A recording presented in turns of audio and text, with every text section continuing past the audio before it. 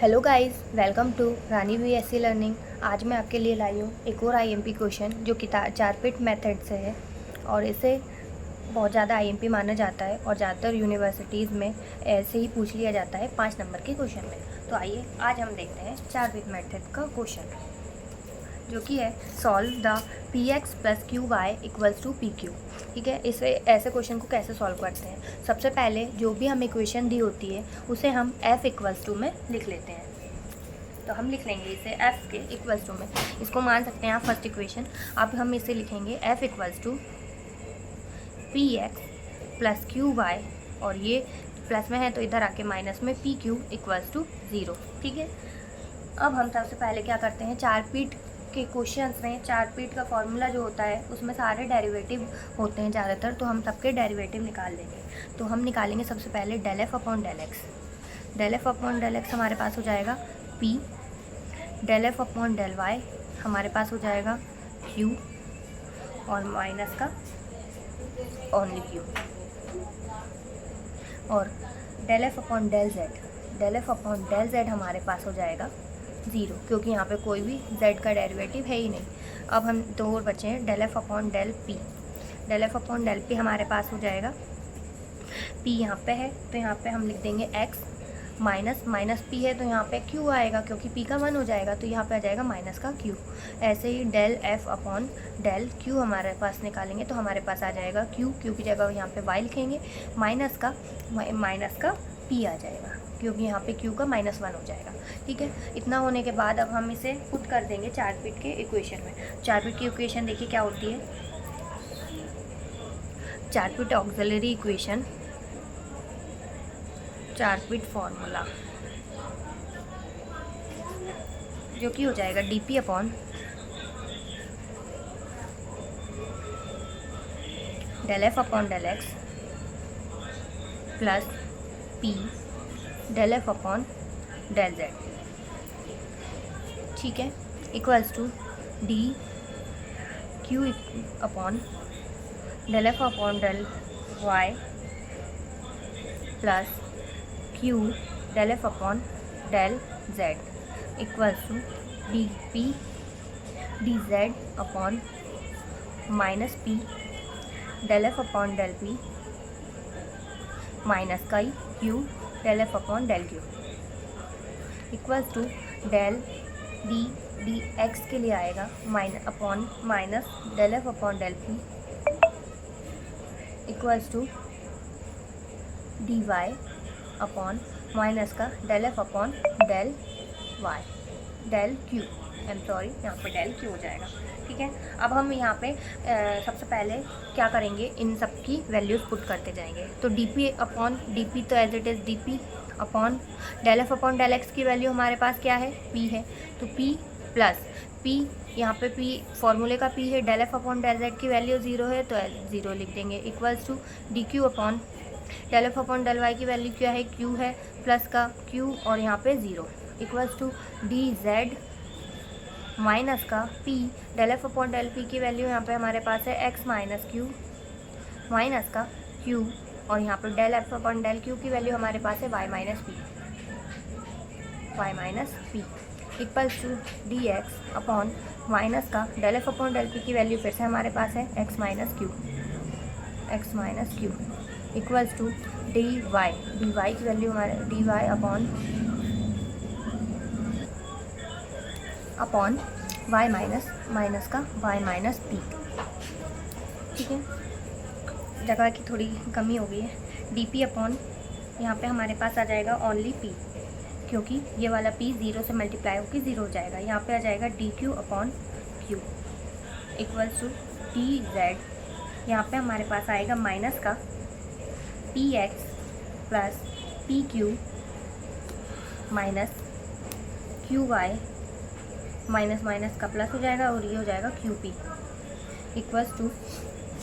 यहाँ पे हो जाएगा ये डी एक्स अपॉन, इसको हम प्लस वाला पहले लिख लेते हैं तो इजी रहेगा, तो ये हो जाएगा क्यू माइनस एक्स और यहाँ पे हो जाएगा डी वाई, यहाँ पे हो जाएगा P minus Y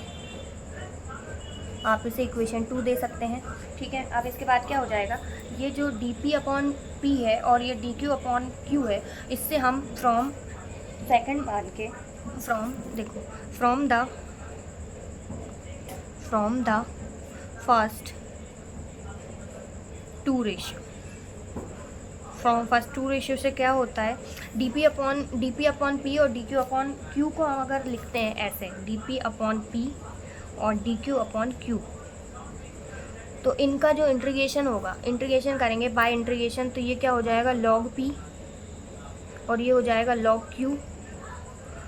q plus, और एक और हम साथ में कांस्टेंट चलता है वो हम ले लेंगे log a। ठीक है, तो ये टोटल लॉग हमने वो वाला पढ़ा है, लॉग ये जो होता है अगर प्लस में हो तो दोनों मल्टीप्लाई में लिखा जाते हैं, तो ये हो जाएगा p =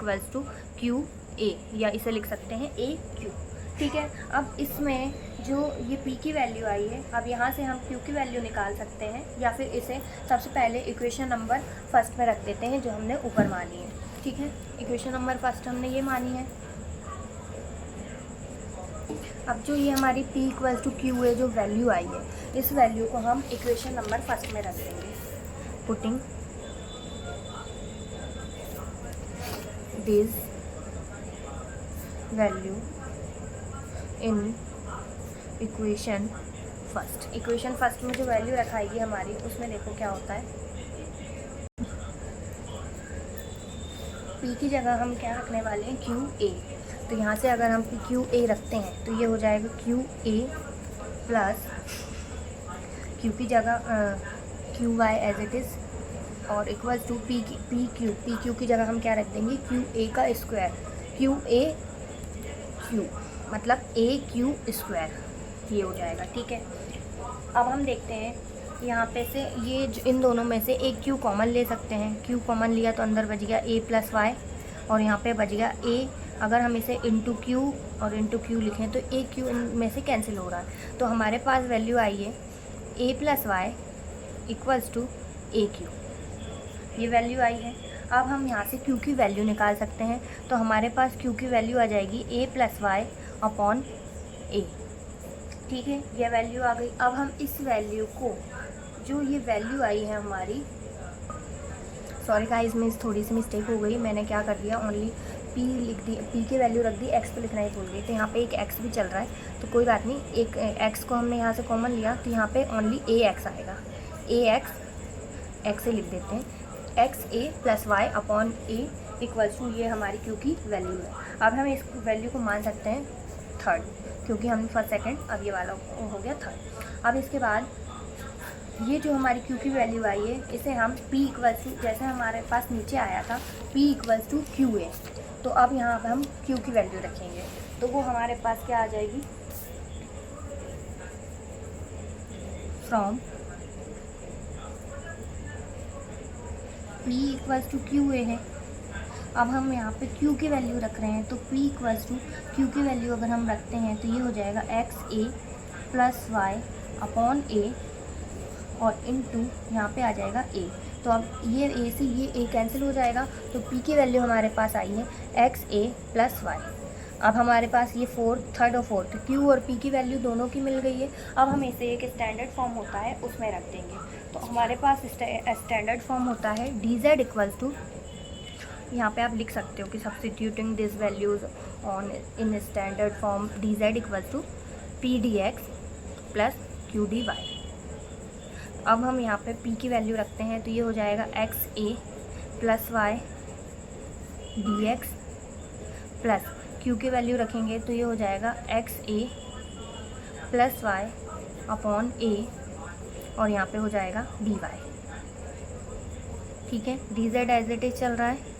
अब हम देख रहे हैं यहाँ पे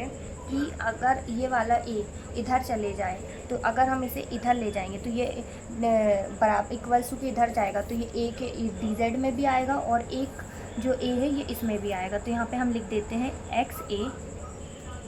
+ y, और इनटू में एक और a चल रहा है, और dx प्लस यहाँ पे xa + y dy। अब आप एक चीज़ नोटिस करोगे, जो जो एक्स ए प्लस वाई है और एक्स ए प्लस वाई है ये दोनों में कॉमन है, तो हम इसे कॉमन निकाल के लिख सकते हैं। तो ये क्या हो जाएगा, एक्स ए प्लस वाई को अगर हमने कॉमन लिया तो हमारे पास अंदर बच जाएगा a d x plus d y. ठीक है, अब आप एक चीज़ और देखिए कि a d x plus d y और यहाँ पे है एक्स ए प्लस वाई, तो ये दोनों एक दूसरे के डेरिवेटिव हो गए और ए डी जेड भी साथ में चल रहा है। तो अगर हम इसका इंटीग्रेशन करते हैं तो यहाँ पे एक फॉर्मूला लगेगा जो कि होता है integration of u del u d u, ये इसी फॉर्म में है ना, ये u है और ये डी यू है, तो ये होता है 1/2 यू स्क्वायर, या इसे डायरेक्टली लिख सकते हैं u²/2। तो यही फॉर्मूला यहाँ पे यूज़ होगा। तो ये हो जाएगा, ये एज इट इज़ हो जाएगा ए जेड और यहाँ पे आ जाएगा इस फॉर्मूले की मदद से 1/2 और u की जगह हम लिख देंगे ये वाला एक्स ए प्लस वाई का होल स्क्वायर, और प्लस में एक कांस्टेंट चलता है जिसे हम b मान लेंगे। तो ये हमारा हो गया फोर्थ इक्वेशन। और आप क्वेश्चन, ये वाले क्वेश्चन का यही आंसर है, ये इसका कंप्लीट इंटीग्रल है। आप चाहे तो पूरे क्वेश्चन का एक स्क्रीनशॉट ले सकते हैं। हमें सिर्फ क्वेश्चन में बोला गया था px + qy = pq को हमें सॉल्व करना है 4 फीट मेथड से, जो कि इस प्रकार होगा। फॉर्मूले में रखा जाएगा, वैल्यूज़ रखी जाएगी, p और q की वैल्यू निकालनी है और ये स्टैंडर्ड फॉर्म होता है, इसमें वैल्यू पुट कर देनी है। ठीक है, thank you so much. Video को लाइक और शेयर ज़रूर कर देना गाइस, बहुत मेहनत लगती है वीडियो बनाने में।